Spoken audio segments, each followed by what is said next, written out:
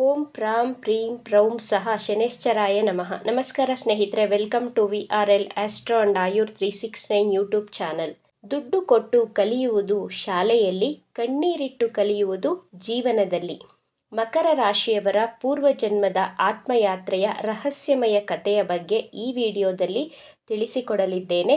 12 ರಾಶಿಗಳಲ್ಲಿಯೂ ಮಕರ ರಾಶಿ ಒಂದು ರಹಸ್ಯಮಯ ಹಾಗೂ ನಿಗೂಢವಾದಂತಹ ರಾಶಿ. ಈ ರಾಶಿ ಕೇವಲ ಪೃಥ್ವಿ ತತ್ವಕ್ಕೆ ಸೀಮಿತವಾದಂತಹ ರಾಶಿಯಲ್ಲ, ಬದಲಿಗೆ ಇವರಲ್ಲಿ ಆಧ್ಯಾತ್ಮಿಕ ಶಕ್ತಿ, ಕರ್ಮದ ಪರಿಪಕ್ವತೆ, ಪೂರ್ವಜನ್ಮದ ಬಲಿದಾನದ ಕಥೆಯೂ ಅಡಗಿದೆ.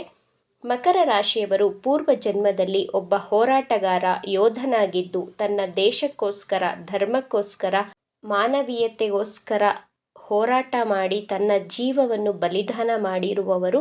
ಇವರದು ಸಾಧಾರಣ ಮೃತ್ಯುವಲ್ಲ, ಬದಲಾಗಿ ಆತ್ಮ ಬಲಿದಾನವಾಗಿರುತ್ತದೆ. ತಪಸ್ಸು, ಪೂರ್ಣ ಸಮರ್ಪಣಾ ಭಾವನೆಯಿಂದ ಕೂಡಿದೆ. ನಿಮ್ಮ ಪೂರ್ವಜನ್ಮದ ಕಥೆಯ ಬಗ್ಗೆ ಕಲ್ಪನೆ ಮಾಡಿಕೊಳ್ಳಿ.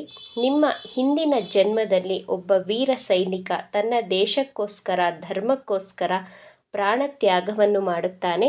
ನಿಮ್ಮ ಹೃದಯ ಈ ಧರೆಯನ್ನು ಪಾವನಗೊಳಿಸುತ್ತದೆ. ನಿಮ್ಮ ಆತ್ಮ ಆಕಾಶದಲ್ಲಿ ವಿಲೀನವಾಗಿ ಬ್ರಹ್ಮಲೋಕದ ಕಡೆಗೆ ಯಾತ್ರೆ ಮಾಡುತ್ತದೆ. ಆ ಆತ್ಮ ಭಗವಂತನ ಬಾಗಿಲ ಬಳಿ ತಲುಪಿದಾಗ ದೇವರು ಪ್ರಸನ್ನರಾಗುತ್ತಾರೆ.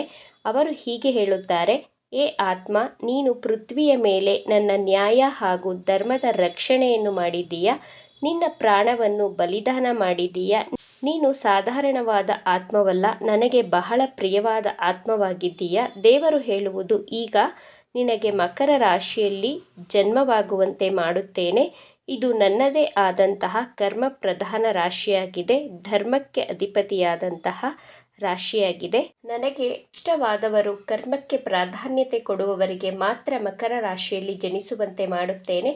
ಈ ಆತ್ಮಕ್ಕೆ 2 ದಿವ್ಯ ವರದಾನವನ್ನು ಕೊಡುತ್ತೇನೆ. ಮೊದಲನೆಯದಾಗಿ, ಮಕರ ರಾಶಿಯವರು ಈ ಪೃಥ್ವಿಯ ಮೇಲೆ ಜನಿಸಿದಾಗ 15 ವರ್ಷದವರೆಗೂ ಹಿಂದಿನ ಜನ್ಮದ ನೆನಪುಗಳು ನಿಮ್ಮ ಅವಚೇತನ ಮನದಲ್ಲಿ, ಸ್ಮೃತಿ ಪಟಲದಲ್ಲಿ ಮರುಕಳಿಸುವಂತೆ ಉಳಿಸುತ್ತೇನೆ. ಈ ಭೂಮಿಯ ಮೇಲೆ ಜನಿಸಿದಾಗ, ನೀನು ಬಾಲಕನಾಗಿದ್ದಾಗ ಪದೇ ಪದೇ ಈ ರಣಭೂಮಿ, ಯುದ್ಧದ ನೆನಪುಗಳು, ಅಳುವ ನಿನ್ನ ತಂದೆ ತಾಯಿಯ ನೆನಪುಗಳು ನಿನಗೆ ಕಾಡುತ್ತವೆ.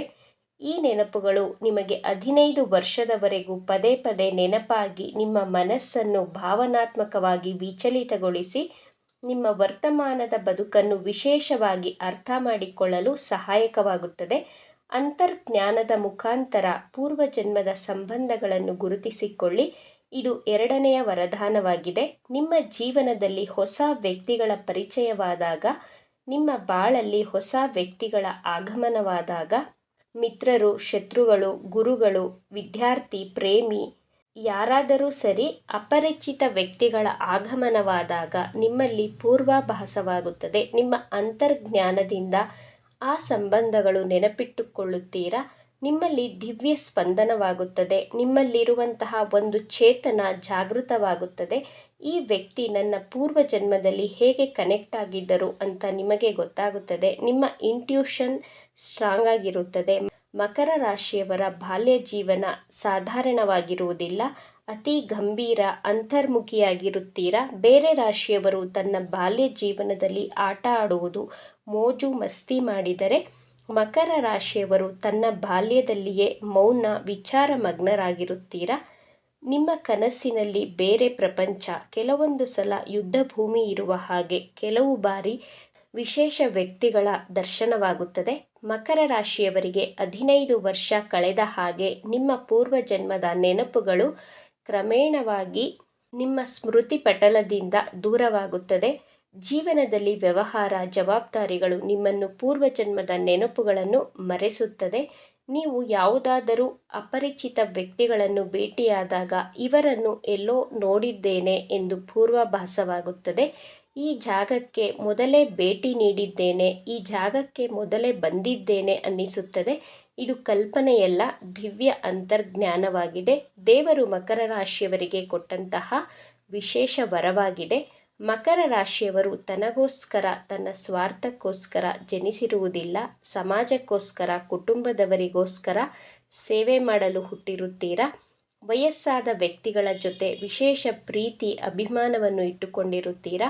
ಮೃತ್ಯು, ಪುನರ್ಜನ್ಮ, ಆತ್ಮದ ವಿಚಾರಗಳ ಬಗ್ಗೆ ವಿಶೇಷವಾದಂತಹ ಆಸಕ್ತಿ, ಕುತೂಹಲಕಾರಿಯಾಗಿರುತ್ತೀರಾ. ನಿಮಗೆ ಪೂರ್ವಾಭಾಸವಾಗುತ್ತದೆ. ಮಕರ ರಾಶಿಯಲ್ಲಿ ಜನಿಸುವುದು ಸಾಧಾರಣ ವಿಷಯವಲ್ಲ.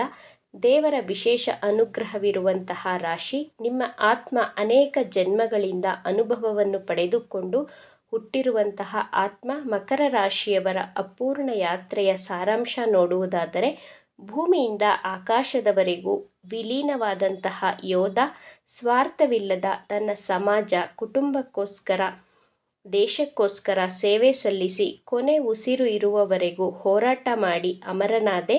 ದೇವರು ನಿಮ್ಮನ್ನು ಮಕರ ರಾಶಿಯಲ್ಲಿ ಹುಟ್ಟಿ ಈ ಧರೆಯ ಮೇಲೆ ಬಂದು ಇತಿಹಾಸವನ್ನು ಸೃಷ್ಟಿಸುತ್ತೀಯ. ಒಮ್ಮೆ ಮೌನವಾಗಿ, ಕೆಲವೊಮ್ಮೆ ಅಶ್ರುವಿನಲ್ಲಿ ನಿನ್ನ ಆತ್ಮ ಹೇಳಿತು.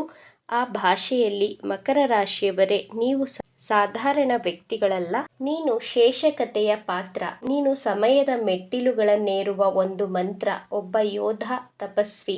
ನೀನು ಹಳೆಯ ನೆನಪುಗಳ ಉತ್ತರಾಧಿಕಾರಿ. ನೀನು ಉತ್ತರ ಕೊಡು ಮೌನವಾಗಿ.